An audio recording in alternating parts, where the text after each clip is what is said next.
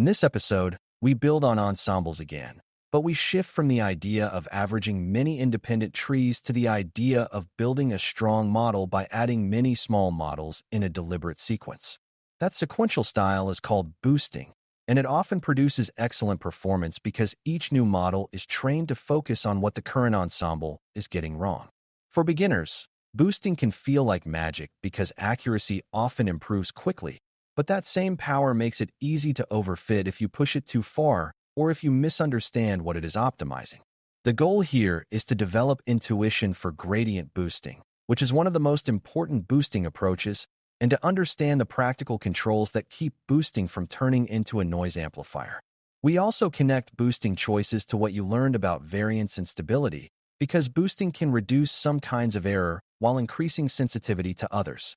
By the end, you should be able to explain boosting in plain language, describe why it works, and identify the knobs that manage overfitting without needing to rely on tool-specific steps. Before we continue, a quick note. This audio course is a companion to our course companion books.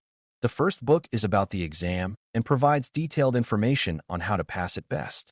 The second book is a Kindle-only ebook that contains 1,000 flashcards that can be used on your mobile device or Kindle. Check them both out at cyber.author.me in the Bare Metal Study Guide series. Boosting is best understood by comparing it to bagging and random forests. Bagging and random forests build many trees in parallel and then average them, which mainly reduces variance by smoothing out noisy behavior. Boosting builds trees one after another, and each new tree is designed to correct the mistakes made by the existing ensemble. That sequential correction can reduce bias, meaning the ensemble can represent complex patterns that a single simple model might miss. But the sequential design can also chase noise, because if you keep correcting errors that are actually random, you can end up fitting the training set extremely well while losing generalization. A helpful metaphor is that bagging is like taking many opinions and averaging them, while boosting is like tutoring. You look at what the student got wrong and focus the next lesson on those mistakes. Tutoring works brilliantly if the mistakes are due to missing understanding, but it fails if you end up practicing the random quirks of one worksheet. That is why choosing boosting methods wisely is mostly about knowing how to control the learning process. Gradient boosting is a particular boosting framework that gives you a clean way to think about what the sequence is doing. The core idea is that the model is built in stages, and at each stage you add a new weak learner, often a shallow decision tree, that improves the current model by reducing a loss function. A loss function is a measure of how wrong the model's predictions are, and different tasks use different loss functions, such as squared error for regression or log loss for classification. The gradient part means the algorithm uses the direction of steepest improvement in that loss to decide what the next learner should focus on. In plain language, the model looks at the errors it is making, translates those errors into a signal about what would reduce loss fastest, and trains a new small tree to predict that signal. Then it adds that tree to the ensemble as a corrective adjustment. If you repeat this many times, you get a model that can approximate complex functions through many small steps. A simple way to visualize gradient boosting in regression is to imagine starting with a very basic prediction, like predicting the average of the target for every example. That initial model will be wrong for many points, and those errors are called residuals, which tell you how much you need to adjust predictions up or down for each example. The next small tree is trained to predict those residuals using the features, meaning it learns a rule that says in these regions, increase the prediction, and in those regions, decrease it. After adding that correction, the model is better, but it still has residuals, so you repeat the process, compute new residuals, and train another small tree to predict them. Over many rounds, the ensemble becomes a layered set of corrections. For classification, the story is similar, but the residual-like signal is tied to the gradient of the classification loss, which still functions as a direction for improvement. The important beginner insight is that gradient boosting is not one big tree. It is many small trees that each apply a gentle nudge in the direction that reduces error. Because boosting adds many models, controlling the size and strength of each addition becomes the primary way to manage overfitting. One of the most important controls is the learning rate, sometimes called shrinkage, which scales how much each new tree contributes to the final model. A smaller learning rate means each tree makes a smaller change, which usually makes training more stable and reduces the chance of overfitting, but it often requires more trees to reach strong performance. A larger learning rate means each tree has more influence, which can fit quickly but can also overshoot and chase noise. Another key control is tree depth, because boosting typically uses shallow trees to keep each learner weak and focused on simple corrections. If you allow deep trees, each tree can fit complex patterns, and then the boosted ensemble can overfit rapidly because it is stacking strong learners rather than weak ones. The general principle is that boosting prefers many small corrections over a few big ones, because small steps can generalize better. The number of boosting rounds, meaning how many trees you add, is another major overfit control. Early in training, adding trees often yields real improvements because the model is capturing true structure it previously missed. After a point, additional trees may primarily fit the leftover noise and reduce training loss without improving real-world performance. This is why early stopping is a common concept in boosting, where you stop adding trees when performance on held-out data stops improving.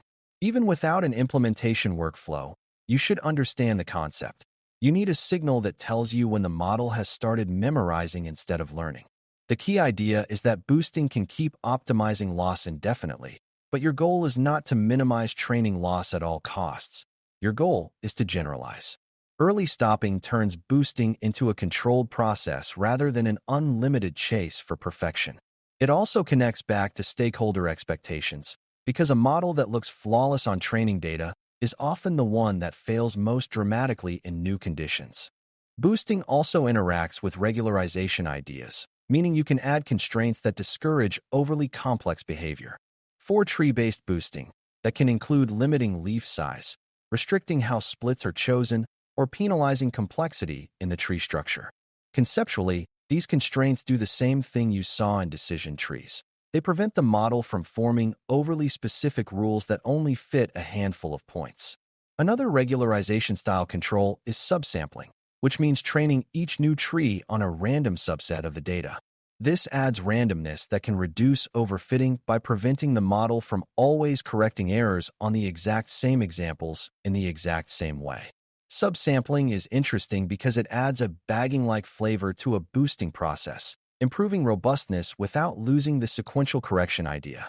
The beginner takeaway is that boosting needs guardrails because it is powerful, and those guardrails come from controlling step size, model complexity, and how much data each step sees. Choosing boosting wisely also means understanding the kinds of problems where boosting tends to shine and where it can be risky. Boosted trees often perform very well on structured, tabular data with mixed feature types, complex interactions, and nonlinear boundaries, especially when you have enough data to learn patterns, but not so much that deep models dominate.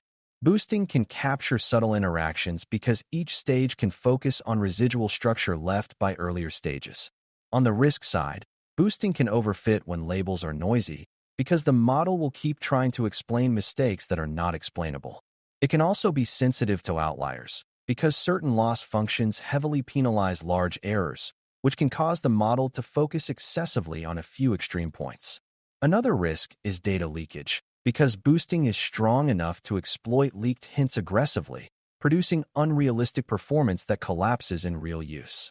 So wise selection includes a realistic assessment of data quality and the potential for noise, not just a desire for high scores. There is also an important interpretability and communication angle. Boosted ensembles, like random forests, are not easy to explain as a single set of rules because they combine many trees. In some cases, boosted models can be even harder to reason about than forests because the trees are dependent and represent sequential corrections. You can still explain them at a high level, describing that the model builds a prediction through many small adjustments, and you can summarize which features tend to influence predictions, but you should avoid implying that the model is inherently transparent just because it uses trees.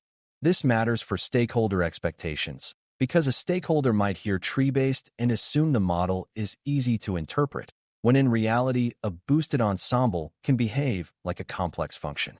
Choosing boosting wisely includes deciding whether the performance gains justify the added complexity and whether you can provide the explanation and monitoring needed for safe use. If the decision context is high risk, you may prefer simpler models or stronger governance around the boosted model. To bring this together, boosting is a sequential ensemble strategy that builds a strong predictor by repeatedly adding weak learners that correct the errors of the current ensemble. Gradient boosting gives you a clear intuition. Each step follows the direction that reduces a chosen loss function, using small trees to model the correction signal.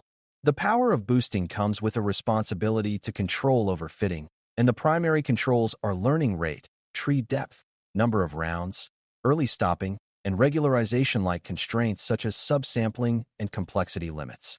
Wise use means recognizing when the data supports reliable correction versus when noise and leakage will cause the model to chase illusions. For the CompTIA Data AI certification, the essential skill is being able to explain why boosting often performs well, why it can overfit, and how the main controls change the model's behavior. When you can do that, you are not just choosing boosting because it is popular, you are choosing it because you understand what it is doing and how to keep it safe. Thanks for listening.